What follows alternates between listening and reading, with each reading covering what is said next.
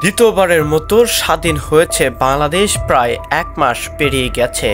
আর এর মধ্যেই সেই কুখ্যাত হাসিনা সরকারের সকল তথ্য এবার কুকর্ম ভেসে উঠেছে একে একে সকল মানুষের চোখে। পিলখানা হত্যাকাণ্ডের মূল পরিকল্পনাকারী কে ছিল?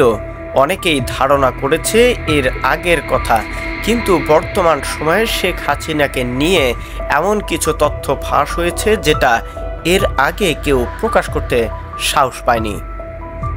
পিলখানা হত্যাকাণ্ডের মূল পরিকল্পনাকারী ছিলেন ক্ষমাচ্যুত প্রধানমন্ত্রী শেখ হাসিনা।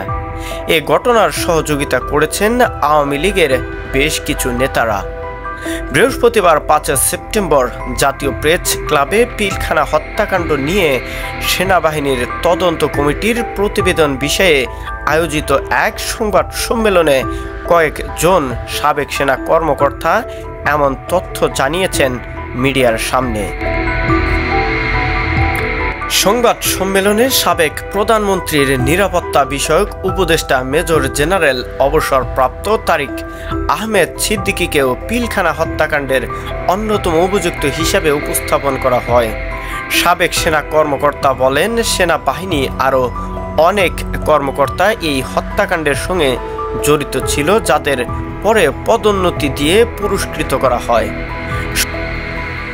বিডিআর হত্যাকাণ্ডের আগে 13 ফেব্রুয়ারি রাত 9টায় রাজধানীর বনানীতে আওয়ামী লীগ নেতা শেখ সেলিমের বাসায় বিডিআরের ডিএডি হাবিব, ডিএডি জলিল এবং ল্যান্স নায়েক রেজাউল, হাবিলদার মনির, সিপাহী সেলিম, কাজল, শাহাবুদ্দিন, একরাম, আয়ুব, মঈন, রুবেল, মাসুদ, শাহাদত ও জাকির বেসামরিক বৈঠক করেন।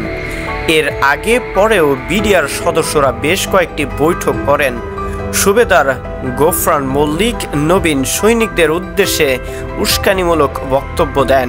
2008 সালের 17 এবং 18 ডিসেম্বর ব্যারিস্টার ফজলে নূর তাপসের বাসাতেও হাবিলদার মনির, সিপাহী সাহাব, সিপাহী মনির বৈঠক করেন। নির্বাচনের আগের দিন সন্ধ্যায় বিডিআর দরবার সংলগ্ন মাঠে সিপাহী কাজল এমন কিছু মন্তব্য করে তারা বাসায় এককভাবে মিটিং করেন, যেখানে সবকিছু ঠিক করা হয়েছিল। মেজর জেনারেল অবসরপ্রাপ্ত আব্দুল মতিন আরও জানান, সে সময় সেনা তদন্ত কমিটি নানা রকম বাধার মুখে পড়ে এবং সংশ্লিষ্ট অনেক সংস্থা ঊর্ধ্বতন কর্তৃপক্ষের নির্দেশনার কথা বলে সহযোগিতা করা থেকে বিরত থাকে। সংবাদ সম্মেলনে জানানো হয়, সে সময়ে 800 এর অধিক সেনা কর্মকর্তাকে তাদের প্রাপ্য না দিয়ে চাকরি থেকে বরখাস্ত করা হয়। এখনও চাকরির বয়স থাকলে চাকরিতে তাদের পুনর্বহালের দাবি করা হয়। বর্তমান সময়ে সাবেক সেনা কর্মকর্তা বলেন, সরকার তখন প্রহসনমূলক বিচারের মাধ্যমে বিডিআর সদস্যদের সাজা দেয় এবং সাধারণ নবীন সৈনিক আর বিডিআরদের চাকরিচ্যুত করে।